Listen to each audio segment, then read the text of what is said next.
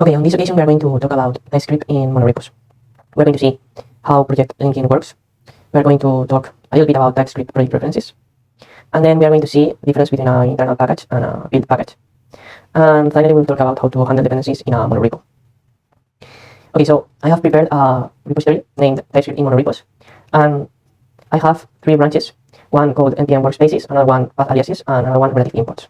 Now we are in relative imports branch. And here are the three strategies to link Typescript to link projects in a monorepo. The first one is using relative imports. We are going to see each of them. With relative imports, it's really easy to set up. You're just importing from a relative path. But the problems are that if in case you restructure the code base, you will require to update the import paths.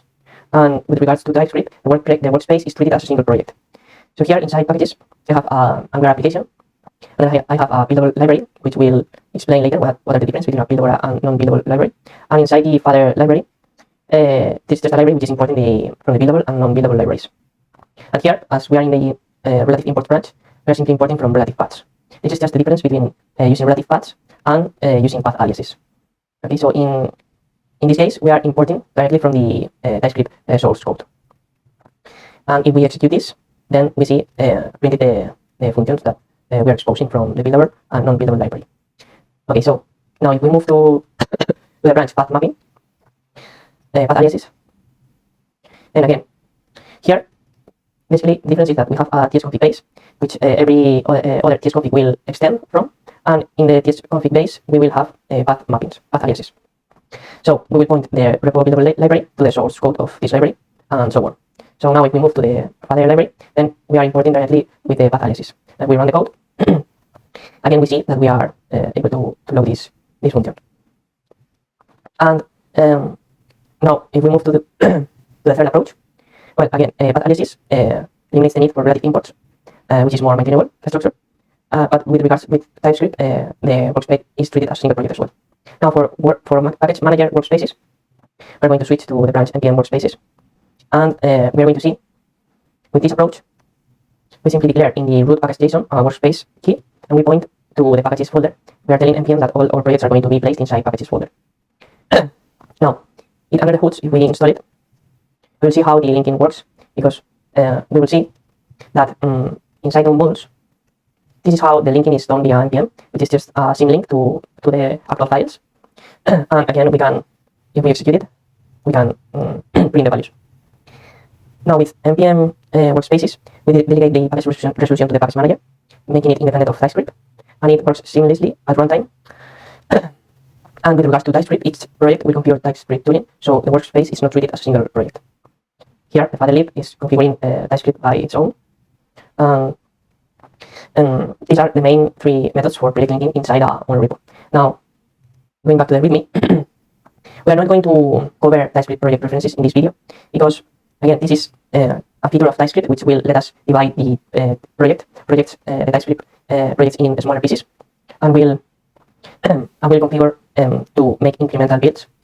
Basically, Typescript will know about the structure of our project and will coordinate the build of each one.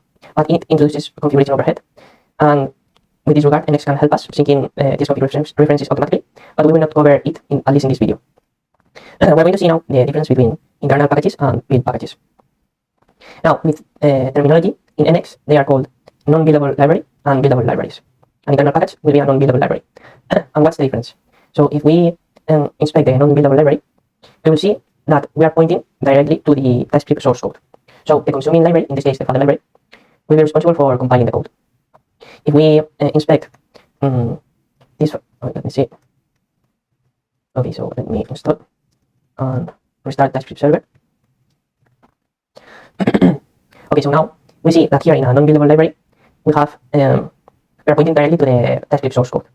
But for a buildable library, we are pointing to the transpiled code in JavaScript. If we go here inside a buildable library, here we are pointing to the dist folder with the transpiled code, the JavaScript code. And with this approach, build package, the LSP is more performant because it's type checking with the declaration files. We should consider though that if we remove the dist folder and then we restart the Typescript server, then we are going to see that it is not able to find the module because we need to build it. So in order to if we build it, build our library, now we have this folder, and then this is already working. So when should you use an internal package or a buildable package? The idea is that in this, if you are going to share code between your projects and you are not going to publish it, then you can use an internal package. But in case you are going to publish it to npm, then you will need to transpile the code and update only the JavaScript code. And also, in case you are consuming a non-buildable library or a internal package, you don't need to specify it in your package JSON unless you are going to publish it, unless you are going to publish this package, or unless you are using PNPM workspaces. It's because how PNPM workspaces link packages.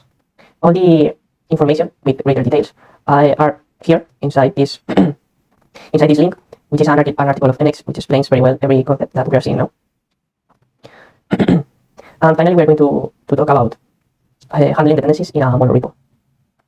So the idea is that we will try to install less possible dependencies in the root package JSON, and we're going to install the concrete dependency where it is needed. In this case, if we need Express for the buildable library, using npm workspaces, we're going to use npm install Express, and we're going to specify the workspace of the buildable library. So this way, we're only going to install Express at the project that is consuming it, and not every project. This approach may differ from the current NX approach with Angular, where if you create an NX workspace with the latest version, currently it is using path aliases. We can see it over here. And the way NX is handling the dependency mismatch between packages is by using a ESLint plugin that we can see over here, which is NX dependency checks. So in this case, if we install Express at the root level, NX enforces to use a single version policy. And here we can see that we install Express at the root level. And if we find the Express dependency inside node modules, we will see we have version 4.21.2. Now, if we want to use another version for one library of the same dependency, we can declare it inside its package JSON. And here we are specifying that this concrete library is using Express with 4.13.0. Now, this is a dependency mismatch. So if we run ESLint on the publishable library, then we will see this error, which tells that we are using 4.13, but in the root of our workspace, Express is installed with version 4.21.2. And this is the way that NX is ensuring that all packages use the same dependency. Well, you can of course customize this and make it that Express is not checked to, or just to produce a warning instead of an error. So this approach with path aliases and having only one package JSON at the root of the project, for me personally, it's a bit confusing, because if you have different projects which each one uses different dependencies, then knowing which dependency is for each project becomes a little bit tedious. So I guess you will have to, I would prefer an approach where you are using npm workspaces and the dependencies are placed inside the project that is consuming the dependency. And we can use another tooling like the one I showed you to enforce that we are using the same dependencies in all projects. Using turborepo, I know that Turbo recommends a CLI. It's called, I think, syncpack, where it checks the same, that the projects are using the same dependencies. But I will handle this matter with the CLI and not with enforcing that there is only one package JSON at the root. So I hope everything was clear. I will leave the link to the repository with all three approaches in the description, and let me know if you have any doubts.